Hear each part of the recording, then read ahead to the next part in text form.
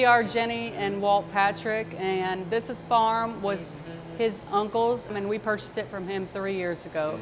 There's about 200 acres here that we have cattle, pork, and sheep on. And we were living in a different farm, and it was too much.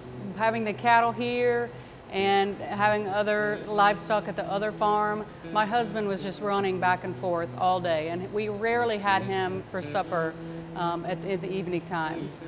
We have a 15-year-old Wyatt Patrick, a 9-year-old Jennie Patrick, a 6-year-old Collier Patrick, and a little 2-year-old who is too much. Emily Patrick. So I was working for a corporate business. I spent 15 years with this business, and then I started having babies. And I was gone, I'm getting goosebumps. I was gone 4 or 5 nights a week, and I was missing that baby. Someone else was raising my baby. And I knew that something had to change. It was one night that I had to drive to Memphis, and it was 11 o'clock, and I wasn't going to get there till 3 o'clock, and I had to be up at 4 o'clock to go to some conference, to a meeting. And Walt said, we've got to do something different. You're not leaving like that ever again. And so when I came home, we talked about me quitting and what that would do to our family, our finances and all that. You know, I grew up on a farm, and I didn't want anything to do with it. I never wanted to milk another cow. But that was calling me. It was calling me to be that farm mom with my new daughter. So I quit. I just called him and I said, 2 weeks, we're done. And so this on-farm store came about. And originally we were just going to start cutting on meat. And we thought we needed to have just a little farm store to be able to sell our meats out of. And the store became bigger and bigger and bigger the more that they started building it. The joke is they poured the footer, and I said, well, that's not very big. I couldn't vision it. They put up the drywall, and I said, holy cow, how are we going to fill this thing?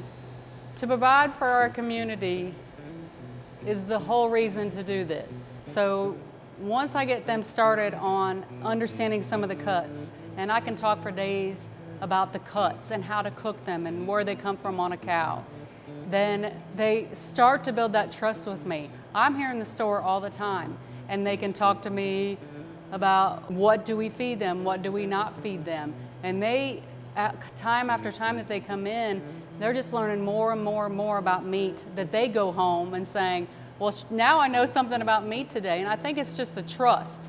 They can see our cattle out there. They can see our pigs out there. They just know that we're local, especially our social media.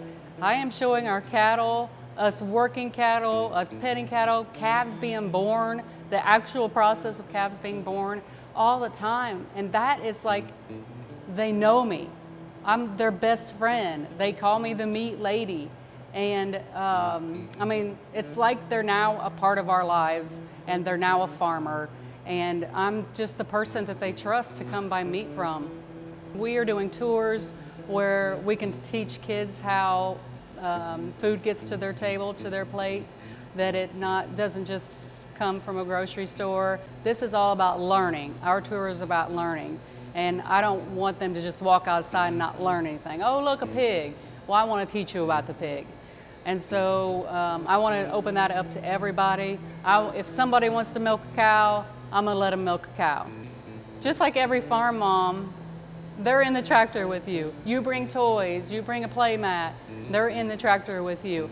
If you're feeding cows, it's going to take longer. Every time it's going to take longer, because you're pouring a little half bucket for the 6-year-old. You're pouring corn into a little baby bucket for the baby to pour out, because they have to be involved and they want to be involved. I mean, it's so important to educate them on all the things that we do, so that if they want to in the future, they can do that. And of course, we're teaching them all the hard work and all the things. I mean, they see mom and dad spending hours a day doing just the feeding. They see mom and dad out late at night watering calves. They see mom and dad out here putting meat away when I come home from the butcher at 9 o'clock. So they see the hard work. And to be honest, I didn't know it was my dream. I thought I was going to be in the corporate world the rest of my life. But now, and knowing as I was a child, that really was the best life a child could have. Playing in sawdust, playing in the mud, playing on the mud that has other things in it. I mean, it was just, we had responsibilities. Sure, we had to feed and bottle calf, like all the things a little farmer has to do. But the world was our oyster. And I certainly wanted to have my kids in that world.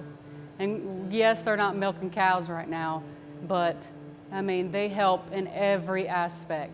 And I just can't even believe that we're here, that I'm here, that we were starting out on a little farm north of town.